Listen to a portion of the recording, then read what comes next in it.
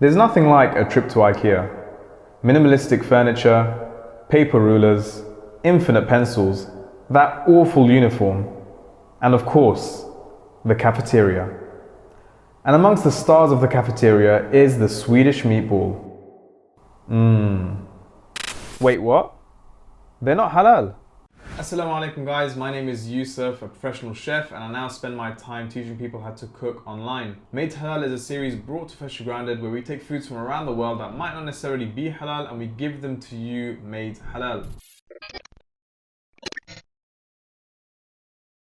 So let's talk about IKEA. Whether you were a kid going with your parents or whether you're an adult now, whenever you go inside, you love to sort of go around and sort of plan around what your house should look like, and you buy some flat pack furniture, which takes way longer than it should to put together. But the best part is when you finish all your shopping and you go to that cafeteria and you have a really nice meal. But pretty much every time we go there, we always have to get the fish and chips. Even though IKEA is known for its Swedish meatballs, it's made out of pork, so what can we do?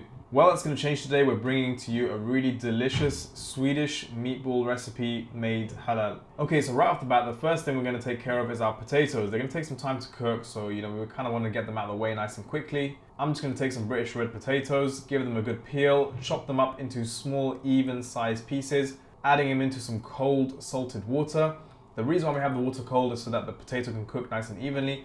And the reason we salt the water is because it will season the potato way more evenly than if you were to season it right at the end. And while that's boiling, we can take a look at our meatball mixture. Now, when you think of meatballs, you're always told don't work it too much, create that texture, allow it to have a bite to it. That's if we're talking about meatballs that go in like a marinara sauce, for example. Whereas with Swedish meatballs, we're almost making like a sort of pate, a really smooth kind of mixture, which we're gonna roll into many small balls. And having lots of these little small meatballs, it's just gonna make a really nice meal, which you're gonna be able to just bite through and it's gonna have a lovely silky texture through it. In order to do this, what I'm gonna do is take a slice of leftover bread, a slice or two of leftover bread, chop it up into pieces, and you're gonna soak it in just enough milk to cover it. This should take about 20 minutes to 30 minutes. You can do this beforehand, or you can just zap it in the microwave real quick if you just need to speed up time. We're going to mash up this mixture and it's going to be used to go into our mince. Now with our mince, we are combining two types of meat. We are combining beef and mutton. Traditionally speaking, meatballs are generally made with pork and beef because pork is very fatty and beef is very lean. So in order to make this halal, we're using mutton. Mutton has quite a lot of fat going through it. You can use lamb mince as well. And beef has very little fat. When you get beef mince, it's generally quite lean. And so this combination works really well to give you a well-textured meatball. I'm using equal parts of each and I'm just gonna add them into a bowl along with a chopped onion. I've finely chopped this onion, just making my sort of cuts really close together and just chopping it as fine as possible. It doesn't matter if there's a few big pieces, it's absolutely fine. You can cook your onions beforehand if you want more of a caramelized flavor, or you can just chuck them right in. So we have our mince, we have our onions, we have our breadcrumb mixture, and we're also going to go in with 1 egg. Seasoning wise, I'm gonna add in some ground cardamom, ground cinnamon, allspice, salt, and pepper. These are really sort of warming spices that you can absolutely adapt to whatever you want, but I think these spices work really well during winter especially. Interestingly enough, Swedish meatballs actually have their origin in Turkey and they were brought back to Sweden after some travels from the king. And you can kind of see how this would vaguely represent like a kofta or some kind of Turkish adaptation of a meatball. And so it's really interesting to see how it's made its way up to Sweden and formed itself into this really delicious classic dish. Anyway, in order to mix this together, what we're going to do is just get right in there really. Just use your hands and squish it up into a really fine paste. You can use a spoon if you want, but don't worry about overworking this mixture. You kind of want to overwork it. I'm just really going in, mixing it really well. As you can see, I haven't used all of my bread mixture because I don't want it to be too wet. You just want it to be wet enough so that it's quite sort of pate-like. Now, in order to shape these, I'm going to keep a bowl of cold water on the side just in case my hands get a bit too sort of messy. And we're going to roll very small balls. They have to be bite-sized, remember, so don't make them too big. I'm going to roll up some small balls and just get them all ready. Once that's all done, the potatoes should be fully cooked. We're gonna drain it and let them sit in that hot pan to evaporate all that excess moisture. You don't want any moisture in your mashed potatoes. For this mash recipe, I'm gonna give you one of the most special recipes that I can give you, and it is dairy-free, and it only contains 2 ingredients, the potatoes and some cold-pressed rapeseed oil. I'm not talking about rapeseed oil that you chuck into a fryer and cook chips in. I'm talking about the good stuff that you can use in salads and for really healthy eating. Once our potatoes are dry, we're gonna mash them. You can use any mashing method that you want. My favorite method of mashing potatoes is by passing it through something called a drum sieve. You can of course use a masher or use a ricer or whatever you've got at home, I'm just going to pass it through the sieve using a flexible spatula onto a piece of baking paper underneath. And once it's really fine and it's all the way worked through, I'm going to add that back into the pan and slowly start adding in the rapeseed oil bit by bit. And I know it looks like a lot of oil, and it is, but I promise you it does not make your potatoes taste oily. By having our potatoes on the heat while we work this in with our spatula, folding it constantly, you can see that it turns from this sort of dried lump of, pale potato to a golden, silky and creamy looking mash. And it's genuinely the most creamy thing I've ever tasted. It's so delicious. Trust me on this one. Once the potatoes are done, we're going to keep that to one side and we're going to start frying off our meatballs. Simply in a pan with a little bit of oil, we're just going to start adding in our meatballs, frying them until golden brown on all sides before moving it to one side. Then in the same pan or in a new pan, we're going to add in some butter along with a pinch of our original seasonings, the cardamom, the allspice and the cinnamon, along with 2 tablespoons of flour. We're just going to cook that butter and the flour mixture out just for a few minutes before thickening it with some stock. I've used some pre-made stock just because I want to make this quicker, make it a lot easier.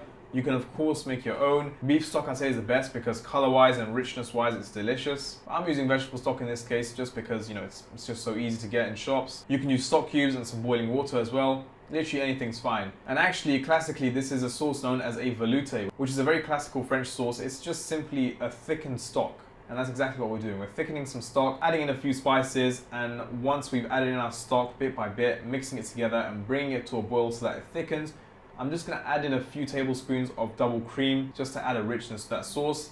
Taste it for seasoning, give it a little season if you need. And we're going to add in our meatballs back to this sauce, simmering it on a low heat for 5 minutes until it's fully cooked. And now we can serve it up. I'm going to serve it with a big spoon of our pillowy mashed potatoes, adding in a good generous portion of our meatballs covered in that creamy sauce. And then traditionally the Swedes serve it with a lingonberry jam. Lingonberry is a berry that's found in Sweden. We can't really find it here, so I'm just using cranberry sauce to mimic that. Effectively, we're just getting something that's quite tart and sour to cut across the richness of this dish. Just a small amount will do. You can put it in a ramekin separately and just place that in the dish. And so now we've broken down this Swedish classic and now almost this British classic because of how popular it's become in this country. And we've given it to you made halal. Alright, cool. So we're back with Faisal and we're going to try out this meatball, the Swedish meatballs and mash. And yeah, let's see how it tastes. As you can see, our relationship has come to the point now where we're sharing the same bowl. I was going to say, honestly, it's my fault from earlier. This is sunnah, so... Yeah, of course, go ahead. Okay. Shall I put it all on, Yeah, put it all together. So, yeah. okay, Faisal didn't want to try the sauce, the jam. Oh, the jam, yeah. Yeah, so we're just going with the mash and the meatballs, but I'll tell you how the sauce tasted.